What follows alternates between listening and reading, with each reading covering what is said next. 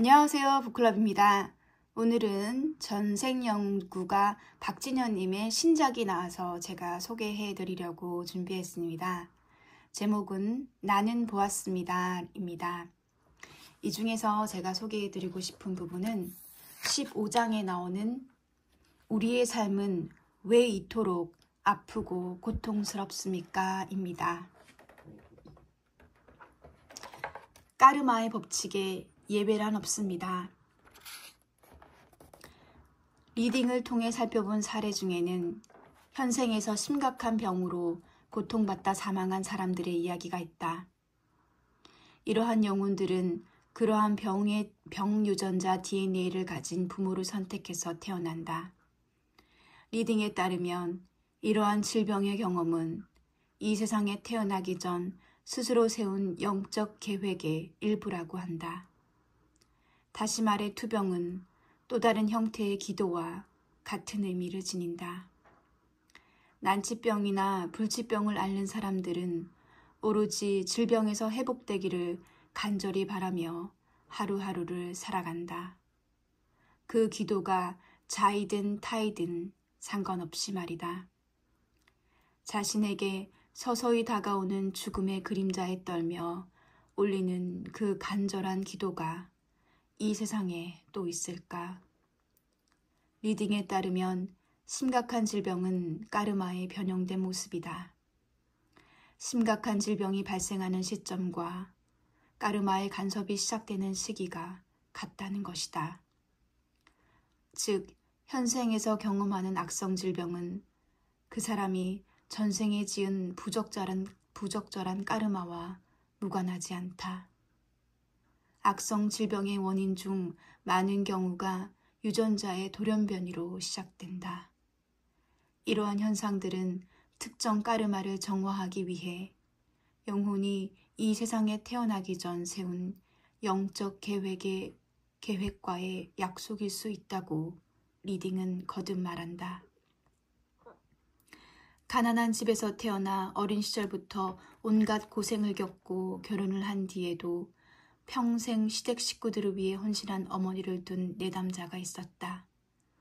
결국 온몸에 골병이 들어 돌아가신 어머니에 대한 그리움 때문에 그 집의 막내딸이 어머니의 사후 영혼에 대해 물었다. 어머니의 전생 리딩에서 나타난 여러 생의 장면들은 다음과 같았다.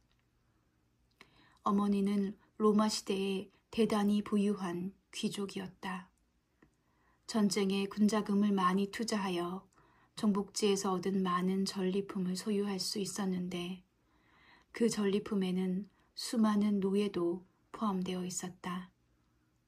그리고 또 다른 전생에서는 십자군 전쟁 시기 전쟁에 나가는 병사들에게 기도를 해주던 신부였다. 그 기도는 병사들이 무사히 집으로 돌아오기를 비는 축복의 기도였으나 그 이면에는 적군을 많이 죽이라는 살생의 뜻도 담겨 있었다. 그리고 또 다른 전생에서는 중국 원나라 때 황제의 후궁이었다. 당시 그녀는 자신의 세력과 경쟁하는 후궁들이나 그들을 지원하는 세력을 견제하기 위해 권모술수를 많이 사용했다. 이러한 여러 생에서의 부적절한 까르마가 현생의 삶에 많은 영향을 미쳤다. 리딩으로 살펴본 어머니의 영혼은 편안하고 안정되어 보였다. 현생의 삶이 고단하고 불행해서 병들어 고통받았던 사람들의 영혼에는 대체로 공통되는 점이 있다. 질병, 특히 난치병이나 불치병은 자신이 지은 부적절한 까르마를 청산하고 영적 계획을 실현하는 탁월한 방법으로 작용한다는 것이다. 예를 들어 암으로 특정 신체 부위의 환부를 절제한 사람들이 있다면 그 암세포가 자신이 지은 까르마의 덩어리였다고 생각하며 위안을 얻을 수 있다. 다행히 수술이 성공적으로 끝나 암을 이겨낸 사람들은 그 과정에서 많은 까르마를 정화하고 청산했다고 볼 수 있다. 반대로 악성 암세포로 사망에 이른 사람들도 그 지독한 질병의 경험을 통해 부적절한 까르마를 많이 정화했다고 할 수 있다. 말기 신부전 환자가 혈액투석을 통해 피 씻김의 청소를 하는 건 역시 나쁜 까르마를 씻어내는 방법의 일환일 수 있다. 평생 질병으로 인한 고통 속에서 살다 사망한 사람들의 영혼을 보면 자신이 알았던 그 질병을 통해 많은 까르마를 정화하여 본래 영혼의 청정함을 되찾는다. 그래서 홀가분함과 즐거움을 느끼며 영계에서 머문다고 리딩은 말한다. 그들은 아름다운 분수가 솟아오르고 꽃이 만개한 정원을 거닐며 앞서 죽은 조상이나 그리운 부모 형제를 다시 만나 행복해한다. 어떤 영혼들은 새로운 영혼들이 영계에 적응하도록 돕기도 하고 또 다른 영혼들은 어머니 없이 혼자 온 아기 영혼들을 돌보고 위로해준다. 전생에 남을 괴롭히는 일을 많이 했다고 리딩이 지적한 여성이 있었다. 그녀는 현생에서 알코올 중독자인 남편 때문에 평생을 폭언과 폭력 속에서 무기력하게 살며 고통을 받았다고 했다. 하나뿐인 아들 또한 게임 도박에 빠져 신용불량자가 되었다. 그녀는 스페인에서 무역상으로 살던 시절 아프리카 원주민 서너 명을 유혹하여 그의 동료들을 잡아오게 했다. 그렇게 원주민들 간의 의심과 불신을 퍼뜨렸고 잡혀온 사람들은 아무것도 모른 채 노예가 되어 불행의 늪으로 빠져들었다. 그녀가 나쁜 인간들과 작당을 하며 파놓은 함정으로 인해 원주민들은 가족을 잃었고 그들의 집과 삶은 처절하게 파괴되었다. 또 다른 생에는 조선 중기 어느 대감의 얼자로 태어나 집안의 이해관계와 연루된 부정적인 일을 도맡아 하며 신분 상승을 꿈꾸었다. 그 과정에서 많은 악행을 저질렀다. 리딩에 따르면 전생에서 지금의 남편은 그녀가 스페인에서 노예 무역을 할 때 동족을 속여 이익을 챙겼던 하수인이었고 지금의 아들은 조선시대 때 그녀의 부적절한 일을 도왔던 머슴이었다. 현생에서 남편과 아들이 저지른 잘못된 행위는 그녀를 더욱 외롭고 무기력하게 만들고 있지만 리딩은 오히려 이 가족의 인연들이 전생의 까르마 청산을 돕는 영적 도우미 역할을 한다고 말했다.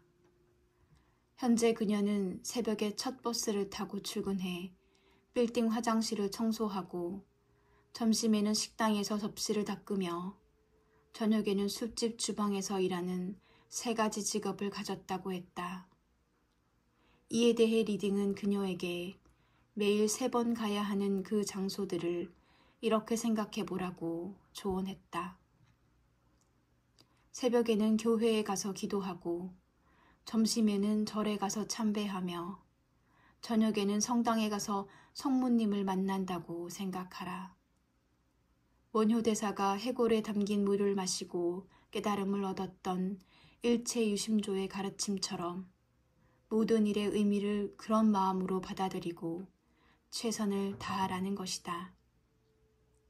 리딩은 또한 그녀가 이러한 마음으로 자신의 일을 받아들이고 최선을 다한다면 그것이 현생에서 자신의 까르마를 갚는 지름길이 될 수 있다고 말한다.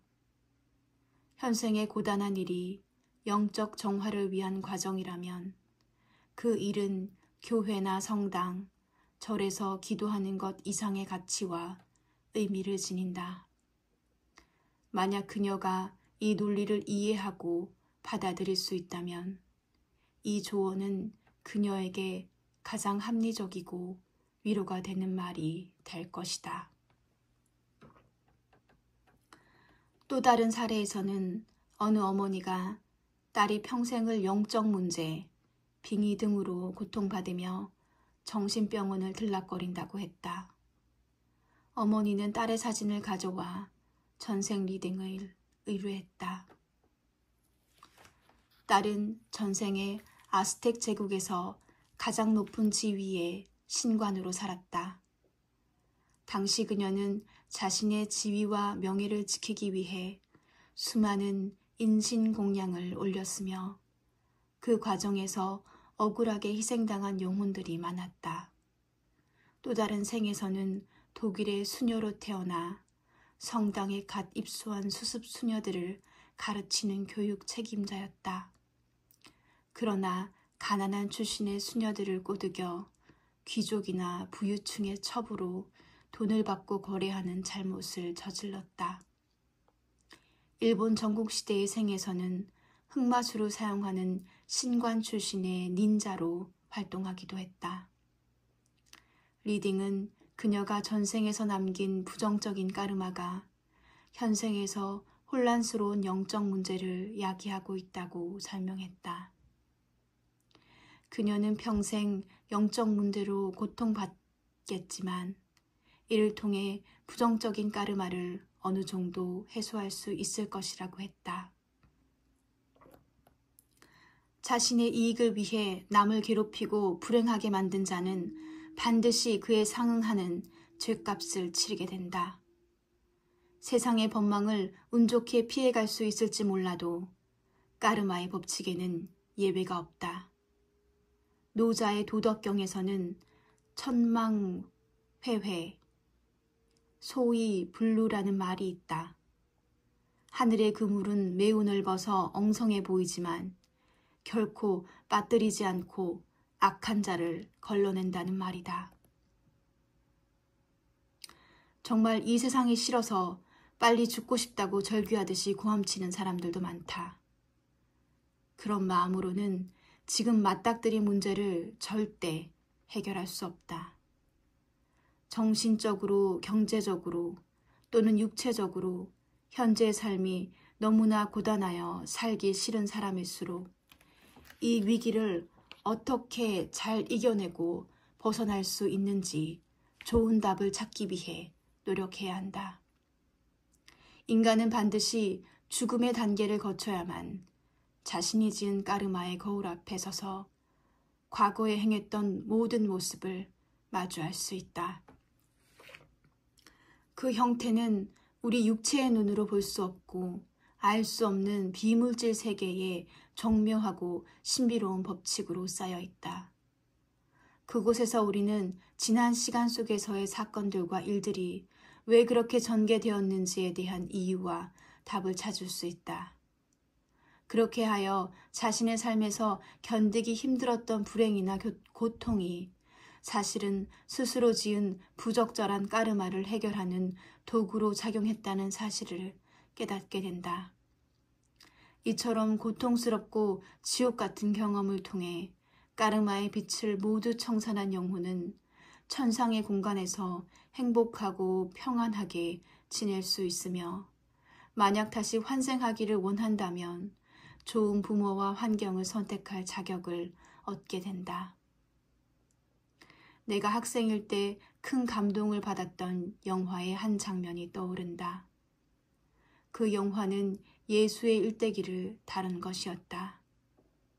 예수의 설교를 듣기 위해 많은 사람들이 들판의 언덕길을 지나가는데 그 아래 골목에서 한 장님이 군중에게 이렇게 외치고 있었다. 나에게 은화 한 입을 동량하면 다음에 금화 한 입으로 돌려받을 수 있다. 그 소리에 사람들은 무심히 지나갔지만 들판에 풀숲을 스치는 바람은 미소를 지으며 장님의 머릿결을 흔들고 지나갔다. 우리가 만약 어떤 시련에 빠져 있다면 그 어려움을 이겨내는 것도 복을 짓는 한 방법이 될 수 있다. 긍정적인 마음으로 시련을 잘 견디고 헤쳐나갈 수 있는 의지와 용기는 까르마의 측면에서 볼 때 또 다른 복을 짓는 방법 중 하나이다. 환생의 법칙을 믿든 안 믿든 선한 마음으로 착하게 살면 다음 생에 분명 자신이 정말 살고 싶은 생을 선택할 수 있다는 점에서 환생의 논리가 우리에게 큰 위로가 될 수 있다. 따지고 보면 세상에는 정말 불행하고 슬픈 인생이 많다. 그러나 그 삶을 가만히 들여다보면 감사하고 고마운 일들이 숨어 있음을 알 수 있다. 이기심을 버리고 이타심을 가진다면 세상은 여전히 살아갈 만한 가치가 충분하다는 사실을 발견할 수 있을 것이다. 감사합니다. 지금까지 박진여님의 신작 나는 보았습니다 였습니다.